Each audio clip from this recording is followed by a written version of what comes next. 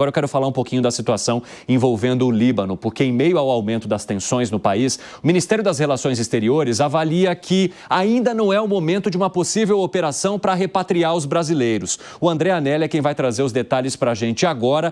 Ô Anelli, e como que seria feito então, em que momento que essa medida seria atendida? A partir de cada vez mais pedidos, a partir do aumento das tensões? Porque hoje, no discurso que fez na ONU, Benjamin Netanyahu já deixou claro que não pretende recuar. Pois é, Evandro, o Ministério das Relações Exteriores vem fazendo conversas constantes com o Ministério da Defesa aqui em Brasília, também com o próprio governo do Líbano e o governo da Síria, que é um país vizinho ali naquela região do Oriente Médio, para então definir quando seria esse momento ideal de repatriação, de então trazer essas pessoas que moram ali no Líbano e que são brasileiros, né? São pelo menos 21 mil brasileiros que moram ali no Líbano, de acordo com as estimativas do Ministério das Relações Exteriores, mas não existe nesse momento uma previsão de repatriação dessa população. Isso porque a avaliação do governo brasileiro é de que a situação no Líbano ainda permite a saída dos brasileiros que estão no local por conta própria. Um exemplo disso é que o aeroporto de Beirute, que é a capital do Líbano, está em funcionamento, está operando, ainda que em meia fase, por assim dizer, porque alguns voos foram cancelados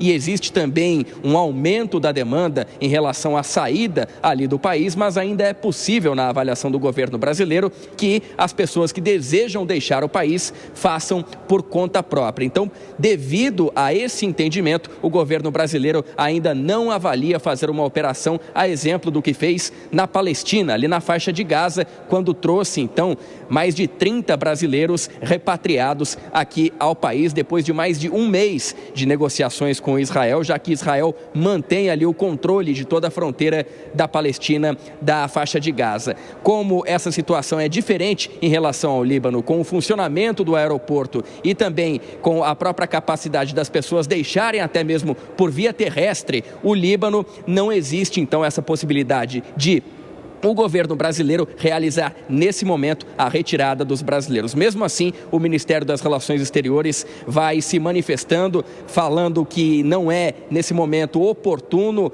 e também não é seguro viajar ao país, então que seja adiada ou cancelada essa viagem, caso algum brasileiro, alguém aqui no país tenha uma viagem marcada até a região por conta da intensificação então dos ataques de Israel ao local. Evandro. Muito obrigado pelas informações, André Anelli. Eu quero então trazer mais camadas dessa história envolvendo agora os ataques ao Líbano feitos por Israel. O primeiro-ministro Benjamin Netanyahu disse no seu discurso ali na ONU que o país está vencendo a guerra contra o Hamas. Hoje, as Forças Armadas de Israel realizaram um mega ataque contra o que eles consideram ser o QG central do Hezbollah em Beirute. A gente tem até imagens que mostram a fumaça ali de locais que foram atingidos. Segundo os militares, o local ficava em um bunker numa zona residencial na zona sul da capital libanesa. E segundo o Ministério da Saúde do Líbano, 2 pessoas morreram, 76 ficaram feridas. A fumaça e as explosões, elas foram enormes, né? Foram vistas de longe. Essas imagens deixam isso bem claro para você. Líder do grupo fundamentalista, Hassan Nasrallah, estava no local. Ele era o alvo do ataque, mas de acordo com a rede Al Arabiya News, Nasrallah sobreviveu e está bem. Mas eu quero saber de vocês, como que vocês avaliam a intensificação desse conflito, a fala de Benjamin Netanyahu de que não pretende recuar, inclusive foi aplaudido pelos que estavam ali, mas muitos deixaram o salão no momento que ele entrou como uma forma de protesto contra as ações que estão sendo tomadas hoje por Israel. Então a gente percebe que há uma divisão das nações em relação à maneira como o país está atuando agora e sobre o posicionamento do Brasil, por enquanto, de não montar uma operação para repatriar os brasileiros que hoje vivem lá até... Aliás, né, isso estava sendo cobrado porque brasileiros já morreram com os ataques que foram empenhados até agora. Segré. Primeiro, eu ouvia com atenção André Anelli. Ele está certo quando menciona que a diferença da faixa de Gaza, hoje tem voos comerciais que estão operando, o aeroporto está operando, então não teria essa necessidade, salvo que alguém pedisse auxílio na embaixada brasileira. Em relação aos ataques, todo ataque, toda guerra é ruim. aí poderia ter um bom exemplo a ONU de voltar a ter o protagonismo que deveria ter, sem a necessidade de colocar um contra os outros. Quando alguém fala na ONU e alguns dos representantes de alguns países se retiram, isso é uma manifestação de não estou de acordo com o que você vai falar ou com quem você representa. Aconteceu quando a Venezuela falou para ninguém, absolutamente ninguém. Claro que no caso brasileiro tem um agregado, que é uma reunião que tem vídeo sobre isso, entre o presidente Lula e o presidente da Palestina, da representatividade da Palestina, e afirma com todas as letras o presidente Lula: o que está fazendo Israel não é admissível. Então, já também manifesta uma postura do Brasil que talvez seja o motivo pelo qual está nesse âmbito, nesse momento. Que análise você faz, Piperno? Sim, o Brasil tem historicamente uma posição de defesa da instituição de um Estado palestino. O Brasil tem, aliás, o presidente Lula tem ótima relação com o líder Mahmoud Abbas. Lembrando que Abbas não tem nada a ver com o Hamas, né? É da autoridade palestina lá da Cisjordânia, que também acabou sendo alvo de uma série de ações aí nos últimos tempos. Não bastassem já os assentamentos que foram feitos à revelia, inclusive, de resoluções da ONU. As resoluções da ONU, nesse sentido, não foram respeitadas. Agora, me parece que a guerra vai realmente se alastrar. Eu até imaginava que em algum momento esse movimento poderia ser contido, mas não apenas não é encerrada a ação na faixa de Gaza, como isso se expande. E hoje, lá na ONU, inclusive, o líder Netanyahu pediu a providências do mundo contra o Irã. Exatamente. E fez agressões ao Irã, né? Chamou lá o... usou dois mapas diferentes, né, para delimitar as áreas que hoje seriam favoráveis ao acordo. Sim. E a área que seria beligerante, que seria perigosa, incluindo o Irã. Deu até um apelido lá para o Irã, enfim, mas o fato é que isso também não ajuda a nada e teve, sim, a sua fala muito esvaziada pela saída de várias delegações. O fato é que me parece que não há nenhuma esperança de que esse conflito tenha um término no curto prazo. Agora, Langani, quando a gente fala do poderio de Israel frente ao Hamas e à faixa de Gaza e ao Líbano, é uma coisa. Quando o Irã entra, aí a situação, inclusive concreta, muda de espaço, né? Muda. E mesmo em relação ao Hamas e ao Hezbollah, evidentemente que Israel tem muito mais poder bélico. Mas tecnologia. Exatamente, mas isso, Evandro, não significa que a missão vai ser exitosa. Vamos lembrar que os Estados Unidos tentaram ali implementar uma democracia no Iraque. Então, tiraram a ditadura de Saddam Hussein, ocuparam o Iraque. O que aconteceu? Hoje o Iraque é um país dominado por milícias, talvez numa situação ainda pior do que estava, infelizmente.